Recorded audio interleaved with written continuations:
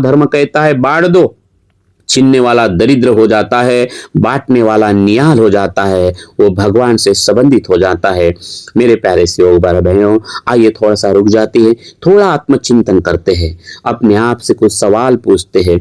मेरे प्यारे सेवक भाई बहनों, जब हम अपने आसपास किसी दुखी को देखते हैं तो क्या हमारा हाथ उसकी मदद के लिए बढ़ जाता है, या हम अपने संसार के नियम की तरह अपनी आंखें फेर लेते हैं? क्या थोड़ा हमारा दिल पिघलता है? जैसे बाबा की करुणा रूपी वो छाया, वो करुणा रूपी प्रेम हमारे ऊपर बरसा, बाबा को हमारी दया आई और आज हम कहाँ हैं? अगर बाबा की कृपा नहीं होती, बाबा की दया नहीं बरसती, बाबा की करुणा हमारे ऊपर नहीं होती, तो आज हम कहाँ होते? क्या आज हमारे पास में वही करुणा है, वही दया है किसी दुखी के लिए? ये आत्मचिंतन का विषय है। क्या हम किसी सेवक भाई या किसी दुखी व्यक्ति को कर्म के बंधनों से छुड़ाने के लिए उसकी मदद कर रहे हैं, या उसकी निंदा कर रहे हैं, उसको और दबा रहे हैं, या जाने अनजाने में उसे और ज्यादा उलझा रहे हैं और उसको प्रॉब्लम में डाल रहे हैं, उसकी मजा देख रहे हैं? ये थोड़ा सा आपको चिंतन करना है, हमें चिंतन करना है। हमारे भीतर वो आत्मबल जागृत हुआ है जो संकट के समय भी विचलित नहीं होता है। थोड़ा सा हमें चिंतन करना है। हम देहवादी सेवक बन रहे, हमारा आत्मबल बढ़ रहा है, हमारा आत्मविश्वास बढ़ रहा है, ये थोड़ा सा चिंतन करना है।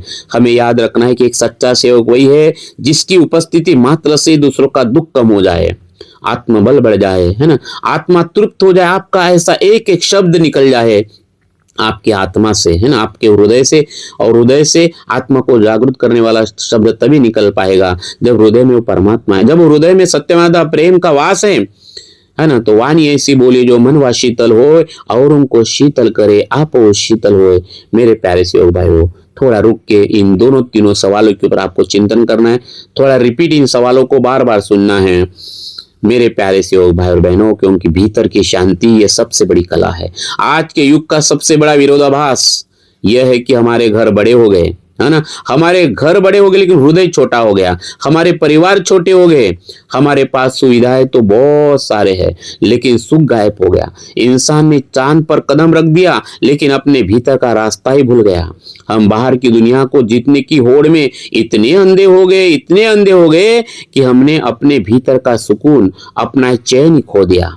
मान त्यागी बाबा जुमदेव जी ने एक बहुत ही गहरी बात कही है, शांत रहना कमजोरी नहीं है बल्कि सबसे बड़ी कला है। अक्सर लोग शांत रहने का मतलब गलत समझ लेते हैं। वे सोचते हैं कि शांत रहने का अर्थ है डरपोक होना, चुपचाप सब सह लेना या प्रतिक्रिया न देना। लेकिन बाबा जुमदेव जी का ज्ञान, ये तत्व शब्द नियम का ज्ञान हमें बताता है कि